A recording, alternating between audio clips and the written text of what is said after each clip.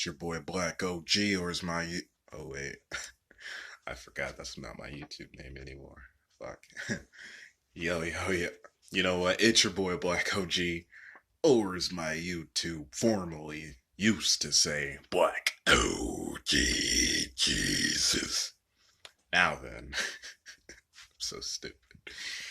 This is gonna be basically a video about three of the hardest red pills to take, and this was basically voted in within my community tab thingy majigger. So next time I ask a question like this, be sure to be ready for that shit, and I'll probably likely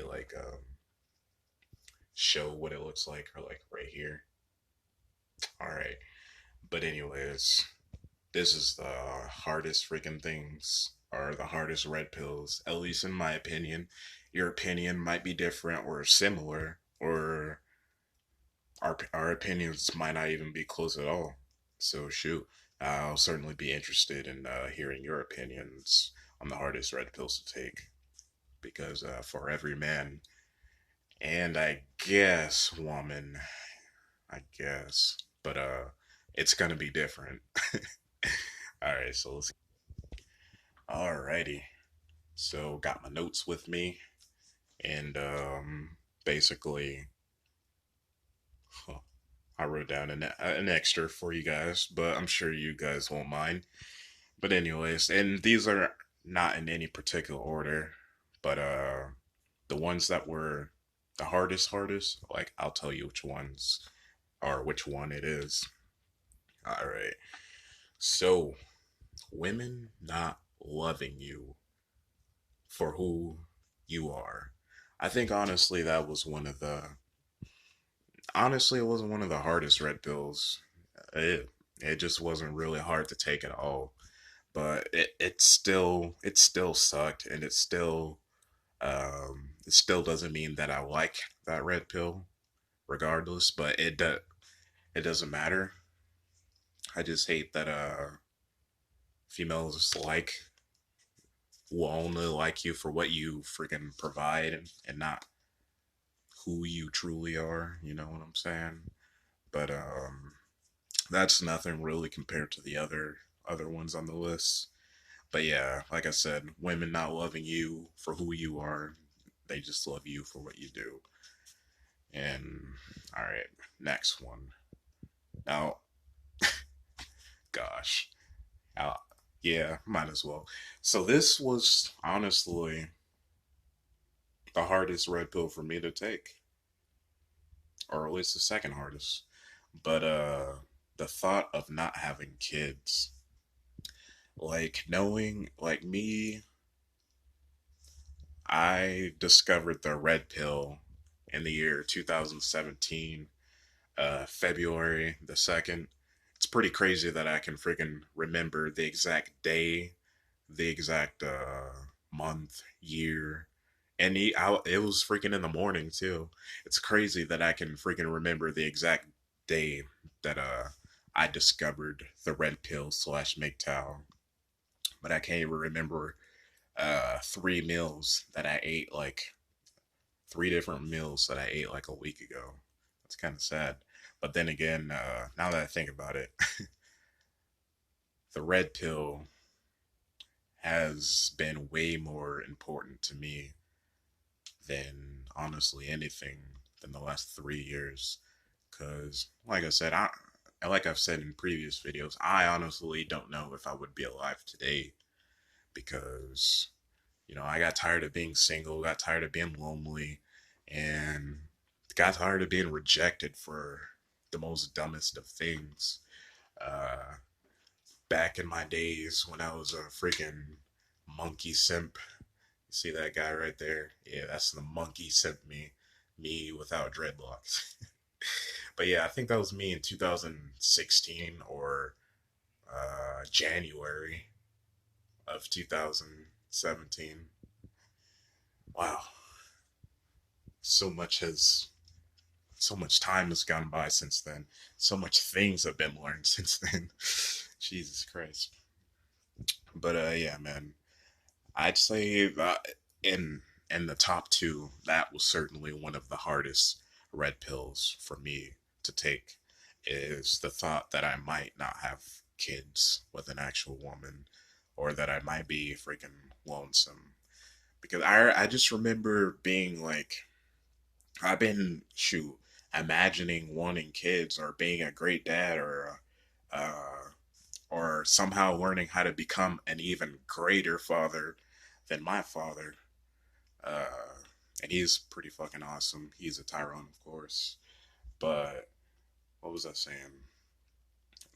Basically, it just hurt, the thought of not having kids. Like, that thought hurt younger me. So it definitely hurt 19-year-old me. Like, I'm not gonna act like I was crying on a daily basis like a little bitch, but I will say, every few weeks, maybe every few months, I would lay down on my bed, just chill in the dark with the fan blasting, and the thought of, after getting from work, the thought of this being my life forever, just busting my ass, going home, and going home to no one, and not freaking being loved, not being appreciated, not having kids, not just having a woman to welcome me home. Shit, that freaking really hurt a lot. And like I said, there was like cuts between the shit where I was just chilling on my bed, deeply thinking about this shit, and then all of a sudden I cry. It made me cry.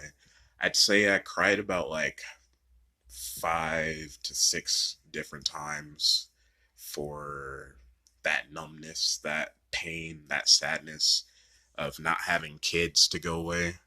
So basically, I had to be really emotional or vulnerable to let go of those feelings or thoughts or whatever. And here I am now in 2020, and the thought of a kid, I don't know, it just doesn't even faze me. I don't care about kids anymore. And to be honest, now that I think about it, I'm only good with like the kids, like kids that are like freaking 7 and up. Like, I'm not good with the kids who are still talking that goo goo gaga shit, and who are always in the constant need of diaper changes or stuff like that. I've never changed diapers, so. But yeah, man, I'm not really good with not really good with really young kids, but I'm pretty good with kids who can talk properly or shit like that. But you know what I'm saying. Anyways, let's see. Honestly, I'm not sure where I would put this, but the lack of innocence and easy lifestyle. That was a hard red pill to take. I don't think it was the hardest. Nah, it's got to be the third or fourth hardest for me. Yeah, but the lack of innocence, basically, uh, like how most men are, or how most blue pill men think. They think most women are good. Most women have good intentions or have a good heart or are in good places. But honestly, we've got more freaking Jezebels out here more than anything. We've got more females who act like they're innocent, but they're terrible. Or we've got females who are born again virgins, basically uh, virgins. What the hell was that?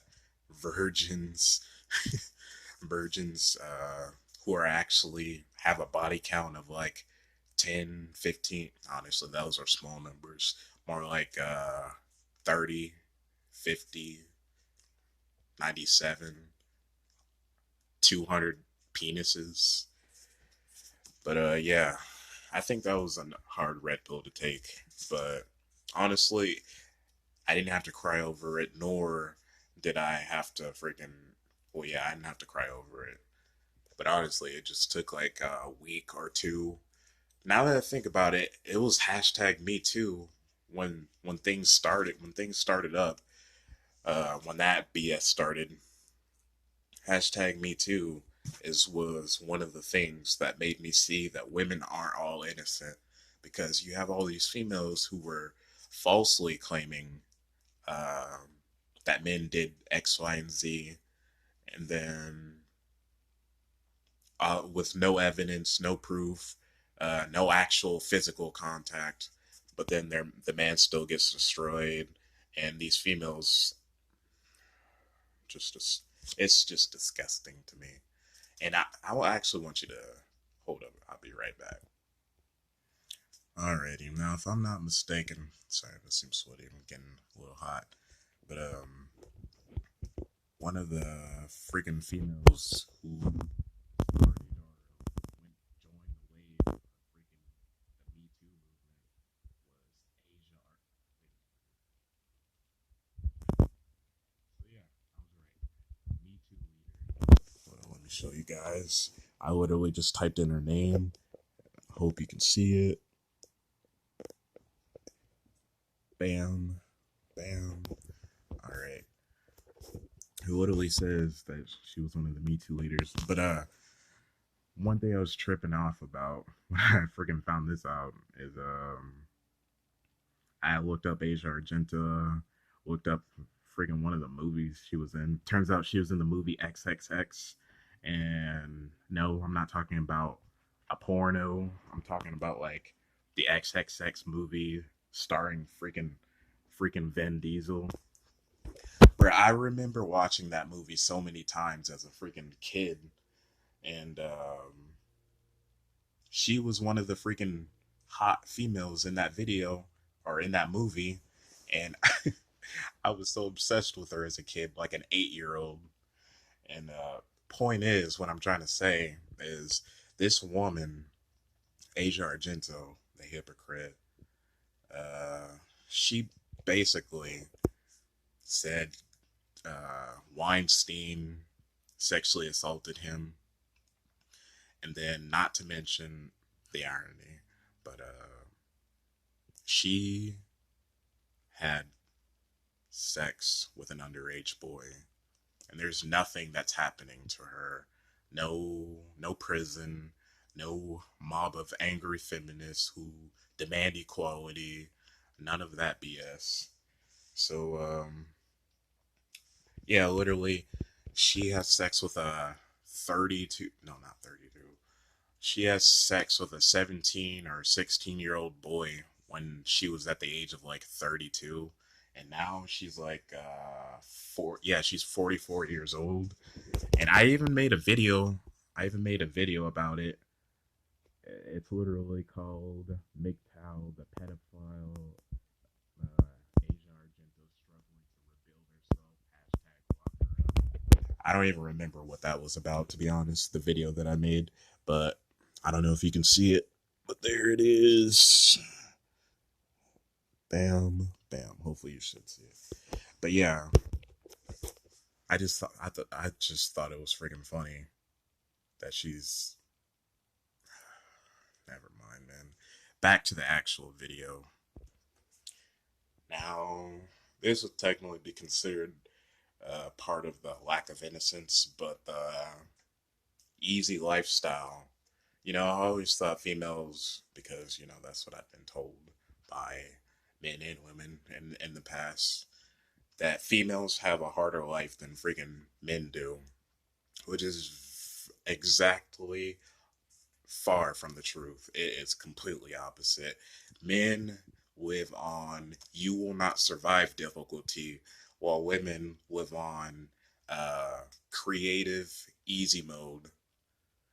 And shoot, for some of these females, because they weren't born with the freaking right genetics or whatever, they might live life on easy or normal mode instead of uh, easy creative mode. You know what I'm saying? But yeah, yeah, I just also think it's really funny when these females, when they use their youth and fertility to get over men, manipulate men, abuse, get away or get out of situations. Basically, they use that, and they just use the friggin' persuasion, their youth and fertility. They use all these manipulation tactics, these shaming tactics, or they call their feminist friends. But yeah, man, women do have it way too damn easy. They hardly even experience rejection. That's why when females get rejected, they destroy stuff all around them. They destroy cars. They hurt people because they don't know how to handle rejection. They don't. They're not used to it. Can't wait to see the amount of rejection that these females get when sex bots come out because I'm just so done with females. Anyways, uh, women's love for the bad boys. That was that.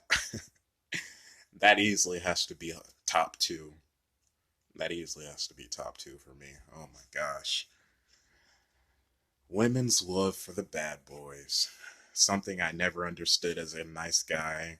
And after discovering the red pill, slowly I started becoming an asshole. Slowly I started calling females bitches. And it wasn't easy for me, a super nice guy, a genuine one, to call a female a bitch until I called a female a bitch. And I just realized she gave me the smile. She gave me a nice smile and the I want to fuck you eyes. So that's how I knew this whole red pill thing and MGTOW thing was working. That's how I knew it was. That's how I knew they weren't lying to me when I first tried watching this stuff. That's why I just started instantly listening and not rejecting any of the information that was being dropped on me. But yeah, 'cause it just sounded right. It felt right, and it was just information that I never really heard. Just like most guys, because Lord forbid schools teach useful things about like female nature or male nature. Why not both, right? We could learn about each other. No one gets offended. No one gets no no saying, hey, that's unfair, or hey, that's patriarchy. No, none of that bullshit. Anyways, insane double standards. Now, honestly, that could be a hard red pill to take, depending. I don't know. But really, there are some really, really crazy double standards in society, especially when it comes to women. Shoot, I literally just got done talking about a 32-year-old woman not being thrown in jail for having sex with a 17-year-old dude. That has to be one of the craziest double standards. Not to mention, like I said, these females, they lie. They don't get held accountable. They claim they want equality. Ooh, here's a good one. They always talk about the pay gap, but all this money that they make prostitution, doing prostitution or escorting or OnlyFans, like literally females are making $80,000 for doing nothing. And where are the feminists talking about the pay gap? Oh yeah, that's because no one wants feminists and they're unattractive and they can't make money on OnlyFans. That's probably why. And even if they did, still they wouldn't talk about the pay gap. They would. There is a pay gap, man. Women make more money, at least young women. Now, once females enter the age of 35 to 40, then that's when they start to decrease. Especially if they're trying to sell themselves online. Oh my God. Or a prostitute. They definitely have to cut their prices in half. But yeah, man, I think this is my video. I might make a part two if you guys are down for it. But instead of in my opinion, it'll be just like in general, like the hardest red pills to take or whatever. But yeah, man, it is what it is. Uh, these females created this situation. More men are going to take the red pill. More men are going to say, screw dating. What's the point? Or shoot, more men might even just say, all I want to do is date or run through women. And marriage is just going down, and it's all these females' fault, and they continue to blame shift straight onto men. They act like these females aren't completely cheating. They act like these females don't have five different boyfriends and none of them even know about each other. Yeah, I'm just sick of all of that. But you know what? The pendulum will swing towards females. Right now, it's swinging at us, and it's been kicking our ass for like 60 years. So when it swings their direction, how are they going to recover? Especially in the age of, in the technology age where men can basically have babies without biological women. How are females going to swing back? How are females going to convince men to come back to the plantation? I don't know, but I can't wait to see females try. Can't wait to see them get rejected and fail. And I can't wait to see them turn on each other, because that's what's going to happen when the masses of them realize that they ain't getting a man. Anyways, like I said, these females, they did this to themselves. Don't feel sorry. Take the red pill. Be an asshole. Or go your own way. And yeah, man, I'll catch you in the next video. Peace.